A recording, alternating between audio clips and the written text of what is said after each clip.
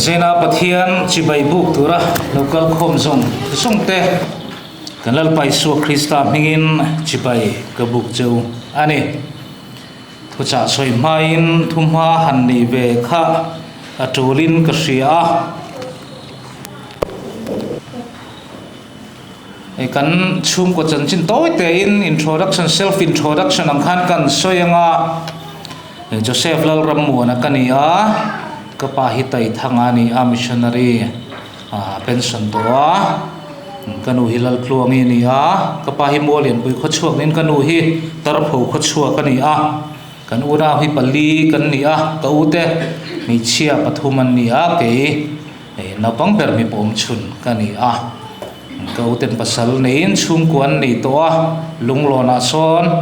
kanin pui oma kaute ho po lunglo na son pasal nein an oma chuanin ke tiang hian pastor kahan ni a sang ni le soma khan bidi ka zir zoba ti chuanin sang ni le som pathuma mth thutlung hlui ka zowa ti chuanin pro pastor sang ni som panga ka lut chowa pastoral ministry a helaya republic bial ni lai khan falcona son kum ni ka oma pro pastorin ti chuan pro pastor kum thum na kha pastor in charge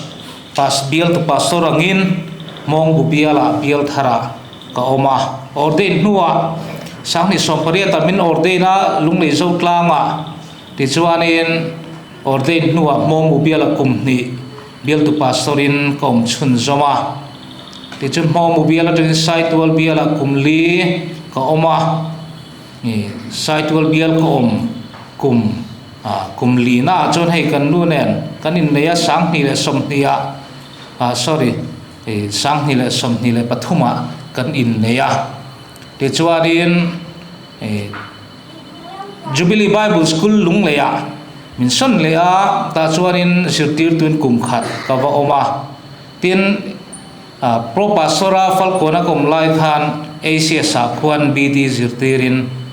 kazukal sakzak to poka ti chuanin Jubilee Bible School atangin si hais pastor biala minson phia ni kum khan kan phia ni kum khat sau kanom tin hei min an son velea helaya asia sa zirtir tu ni turin kanon chuk velea thamsa hasale april tha khan si hais bial train kanon chua ka ti chuan mei tha asia kan lut tha a tiang hian kum thakhat thani don chu kanom beta ani chon kan nu hi tilal pek lian ni a ani hi bol puan ji khuani a sai ha chaklo ka sanan oma ti chuanin an ni unau hi palli an ni boka mi che pani le mi pa pani an ni ani no pang beran ni boka ti chuanin hei kum thum kanin nei veta kan fapa hi kum khat le thasom pakhat ani a zualte a kan ti kan lu hi peki ani a ke hi josepha ti min ko thina chu kan chung ko din mun chu ani a ti chuanin hei pathian khoina zara asia sa kanon lut havele a kan ron omnal rei vak lo na in hei parwayan han fapa tiang hian min ron du saka min ron phona mama ko hun ron hlang ta che min ron tia karilu chen kalom ang reng viau na in ko sana hun tha chanak ha ji te po ka ria ka nial ve a ni ma sila min ron du sak ta ka wang chuanin kan nial fit hat halbi klova ti jon sanina hian helai huna hian karon dingta ani helai huna hei pastor senior te kan ka chung le khatte le thian te mel te tin hei ss lama tho pui te tiang khan helai huna nom treu maya chu wang chun helai ko sana hian khatiang zong tak po khan katlang nel hle ani tin ni kum hasa deulok po khan hasale to zo ko ni mai thei biakin khilai chung kan lu lai pon thucha karon soi to a helai hona ka voi ni din na ni helai ko sana he kalom le ani imidu sakna hun mi petu le ka big takin ko san committee te chunga po khan lom thu kan soi bok ani hei zena thu cha pathian ne na ka dil hian enge lalpa thu cha min soi ti ran ka ti pathian ka rona helai ko than mamo ha ka ra chuang lowa helai ko than kan dan le enge ni kan kal phung apo ho ka thelawa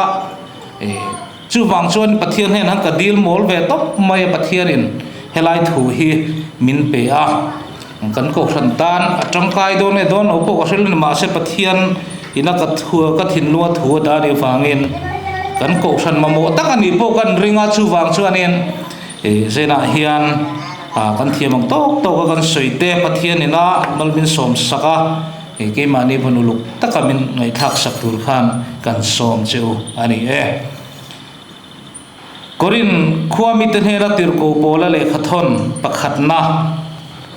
bungli chang khat le chang ni korin thon khat bungli chang khat le chang ni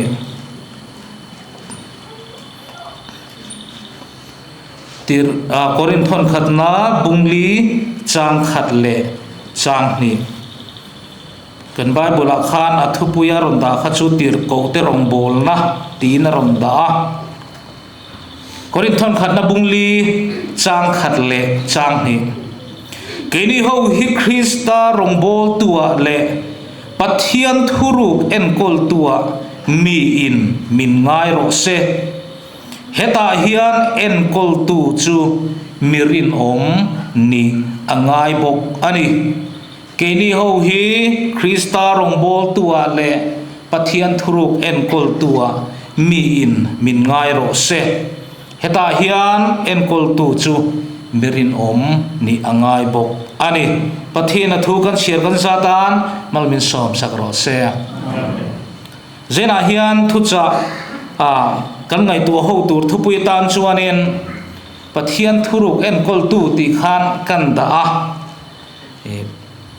krista rong bol tu ti de pokha vu po nila in me vekin karinga helai kan thu in nga na hi background le sia vel kha han soi fin zena kan thu cha tur hi afia don hle in ka ria chuwang chuna soi fi na lam khan bul tan ta hila tir ko polan korin khua ko shanten hena lekha thona chu korin khua ko shan hoa chuanin har sat na le boina che sang kha aum chau mai ni kha korin khua kha zule sami pan mi che na le khovel nom chen na che sang khan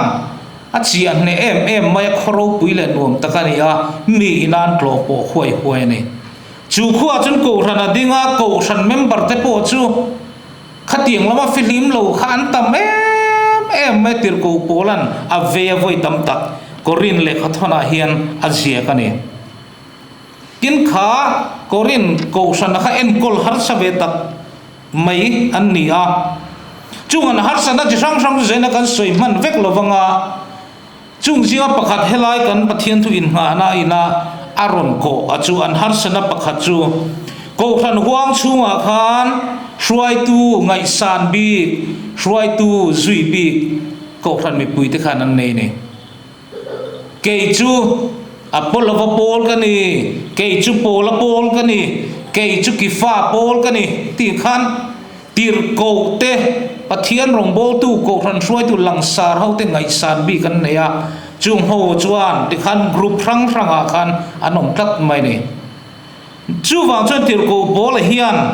helai thua po hian chu ngai dan dik lo tak mai o pol ang dewa ko khan hruai tu ngai san bi kan nei na kha chu ril ru chu thia adu ta lali suwa chu kan dang lam lovani lali suwa nuai hen kan thok vekani ti helaya hian tir ko pol hian aron soyene keni ho hi krista rong bol tua le pathian thuruk en kol tua min ngai ro se krista rong bol tu aron tia rong bol tu trong kamaron mana hi tir ko pol hian a uluk khop maya film khurani kha ko san boy tak le har sa taka le kha thon a zia tu trong kam kha mang mai don lo ti kha a hriata chu wang helai rong bol tu trong kam Greek trong ron man po hi huperete saron mangani thuthung thara hian mun tam taka pathian rong bol tu Krista rong bol tu ti trong kamat tan hian diakonos ti te leiturgos ti te dulos ti te trong kam te mang sa em maya nima sela chung trong kam zinga pakhat huperete si helaya hian rong bol tu ti tan hian tirko polan na thangani huperete kan ti chuan chia hlo emosal de pokok theya nima sela rong bol tu ti thuthung thara trong kam mun tam tak zinga dulo santi sal nuai nung ber ai sang deuh si chumi trong kam chu mang tat mai ni mi thiam te chon tirko pol hian helaya hian tirko te rong bol na ama tirko pol le apostol te rong bol na apostol te an mu niam lu tuklo na turin trong kam nuai nung ber helai hian amang du lovani trong kam amang phim khul le ni ti kha an ngai dan ni tat mai ni helai thu tirko pol trong kam ron man hian kan nu na tan po hian poimo na tak mai nen ka sia pathian rong bol tu kan hanin tia ko sana kan loi po hian a chang chuanin kan rong bol tu ni na pathian nung kan zui na he ko sana member kan ni na hian pathian nung kan zui na hian khovel mi te ti ang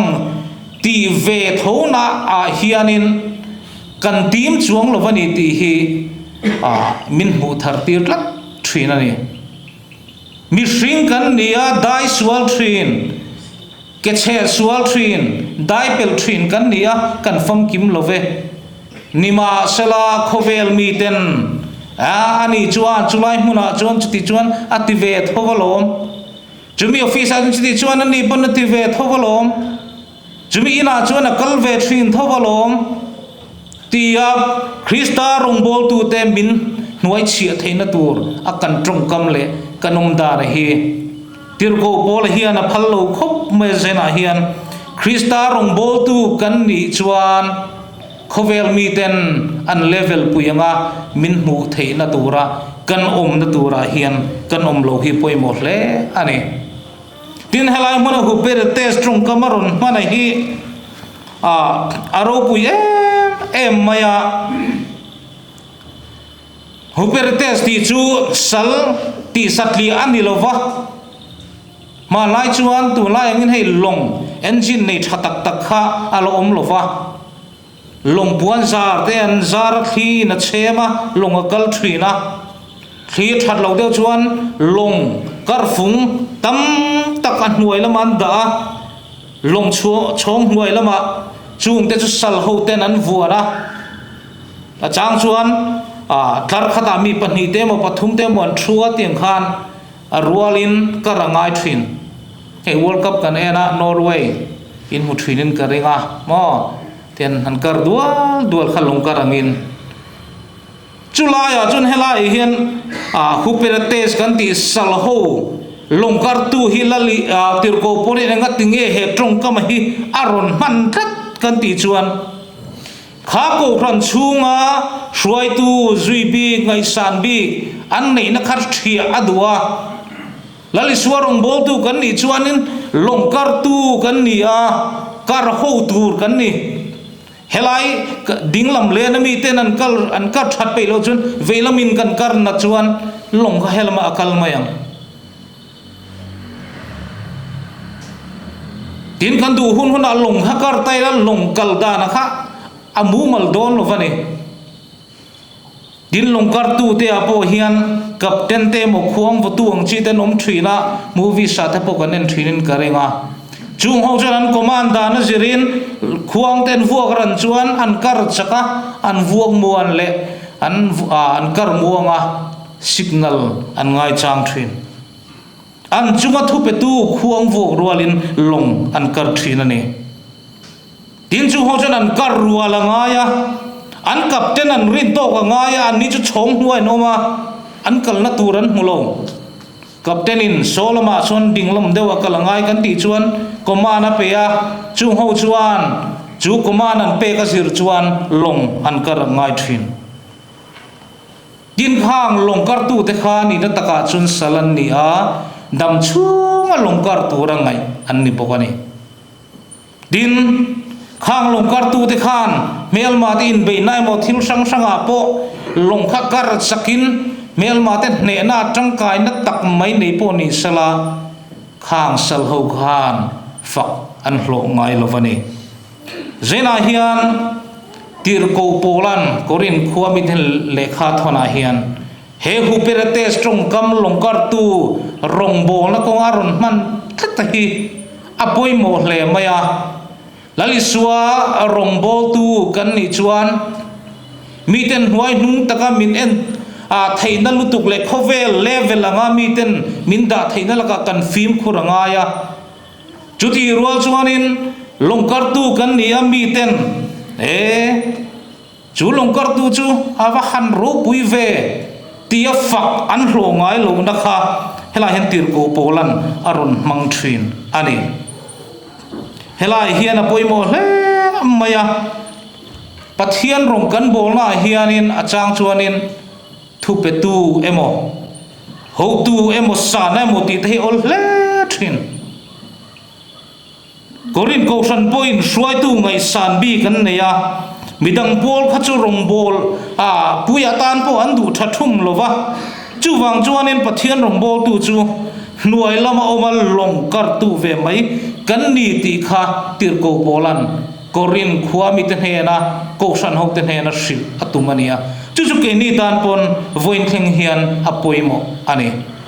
Krista rong bol tu ni na hi ro pui takin khovela chun ngai san chang te po kan ni thin min nei thin kini telu na pangte pastor kan ni a khodang le thil ti engmo function ni khu apo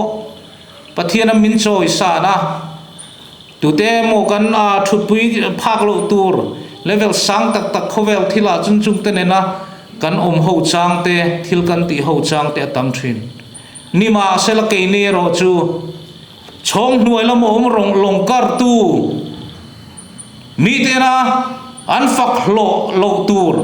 mi te na min fak lo bol long kar tur kan ni ne tir ko bolan zena hian Krista rong bol tu aron ti taka hian apoi mo hle ani mi ten min fakem min fak lo vem ti a hian apoi mo lovani ti hi zena hian kan ria apoi mo hle tin pathian thuruk en kol tu aron ti lea thuru hanti hian helaya aron soi tu machu thil je bruk ture molam ain lali suwa chandam na thuril le thumak tak thuk tak mai tin pathian khongai na thuk tak mai ro pui tak mai mak tak mai te pathian ron in puan chuana le an na tho danglam tak mai asoi tum na kha ani helai thuru aron te hi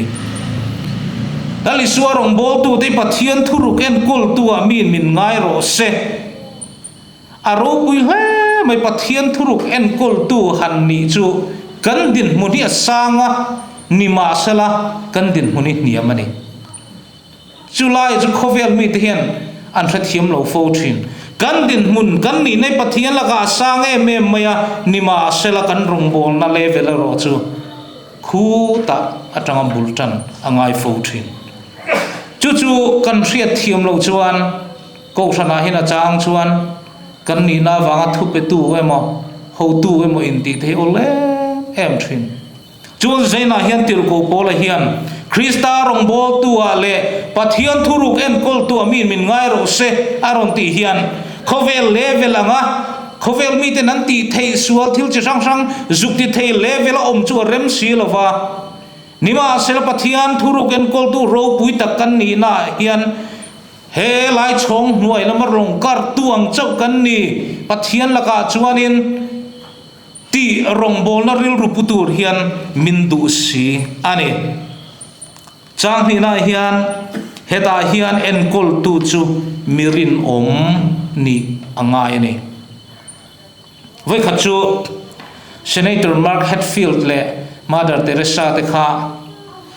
anin huwa Senator Mark Hatfield ron zina Kolkata ta chuan Mother Teresa rong bol na hmun te kha ron mu puya thimek te in ti an vua mai dat nak khir tak mai na an man to no pang ho an ni chen tam chuak to ti en kol na tur huna khan an kalani ta chuan Hatfield da chuan Mother Teresa ne na chuan heng zong hi eng tin nge be dong mi lova hi tho thei tin na zot lol mai ni Mother Teresa chuan Senator hlot ling tura ko kani lova amaro churin taka rong bol tura ko kani hlot ling tura ko kani lova ni ma sela rin taka rong bol tura ko kani ti in achang ani kolosa bung thum chang som ni pahni tanga chang som ni palia chuan thupoi mo tak takaron soya mit rong bol lovin ti te aron soya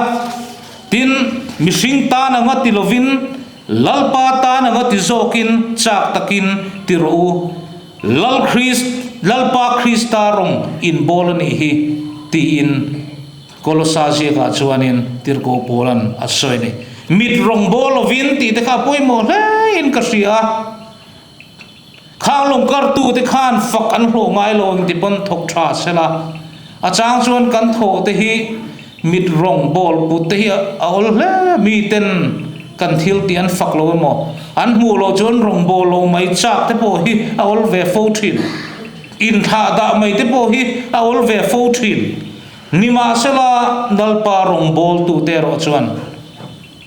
midang te ti lom tu mo mishing ta na nga ti lovin lalpa ta na nga ti zokin chak taka kan ti hi apoi mo le ni ko sana chang chuanin rong kan bol na hian kan ril rem lo zong thi tam em three na kan du lo zong le kan ngai da ron support lo ron hial kal thin tam tak te po hi aron oma kan ril ru arom thin kan du da lo wanga kan kala trul chang te hian chang chun mani thu du de lo ni phei chuan ngai dan so san te har ve khop mai three na chang chuan bial kan han neya kan bial ta na thaber tu ne hriat te kan han committee thalo bangan han ti la ti chun ma ni ngai da na kha khongai tlat te po hi all ve fo thin nima sela lalpa rong kan bola hian mishing tan kan ti lova lalpa rong kan bola ni ti hi ke ma ni kan in hriat non thar tir fo hi apoi mo le mai helai ai zo la ko than sang chau po kan ni lo ko than zong hi ni vek karin ko than hi korin khua anga korin ko than te anga har san na ne mo eng mo di de utaka fel hlel hi khoi ko than po hi kan ni vek karing ani helai ko than te poi kan niem ka shelova chunga po chuanin lalpa rong kan bolani ti kolosa zia ka tirko polana soyang hian lalpa rong bol tu kan ni na longkar turin kan ni hi tirko pol hian zena hian min phut ani zena hian lalpa rong bol tu Krista rong bol tu pathian thuru kan kol tu merinom tak kan ni na hian khovel mi te ti thinang kan ti arem lo thina chumi nuai nung ber level khovel mi te level anga kan tirko pol hen min phal lova chuti rual chuan pathian rong bol tu pathian thuruk en kol tu mirin ni ruala poimu em chu langsar ni lovin a chhong nuai lama longkar turin chumi ni tur chuan rong bol na hian zena hian tirko polan atharin min silnon tharle ani zena hian pathian rong kan bol na hian mi song he kan thiam na kan quality nang vek lo kan zai thiam vek lo wa a shroi tu levela po kan thin vek hek lo kan quality point ang lo wa kan house vek lo wa kan leadership quality nang lo wa kan thil ti thiam zo nang lo nima sela mi zong he kan rin the ne mi zong hi kan rin the ne pathian rong bol na hian ka ti thei le iti thei hi a in chen lovang nima selal pa rong bol na rin taka ka theiang to ka kal hi tu po hian kan thlin ani zena hian rong bol tu chu arin mangaya chu rin na chu ke ni hian tu poin kan thlin thung ani mi ten fak min lo ani poin rin na hi chu kan thlin ani mi ten long chak takan karan kal pui thei lai ke nin kan tha zuai kan kal chak hlei thei lo ni poin pathian la ka rin mero chu ke ni hian kan thlin ani ka phak to ka rong bola rin taka ka kal thei ro hi chu pathian hian min phal saka chu ke ni hian zanin thleng hian rin hi kan thlin ani pathian thuruk en kol tu Krista rong bol tu te chuan midang rualin zena po hian rong bol na kepen kan thiam ngaya chak bi ke mo chak lo bi kan ni te rem lova khovel mi te long kar ruala kan kar ve rem lova nima sil Krista rong bol na chuarin pathianin nuai nung ber tanga tlom jok ni na tanga rong bol tur hian zena hian min cha tharle ani thucha kan pon chuate lalpan kan zatan malmin som sakro se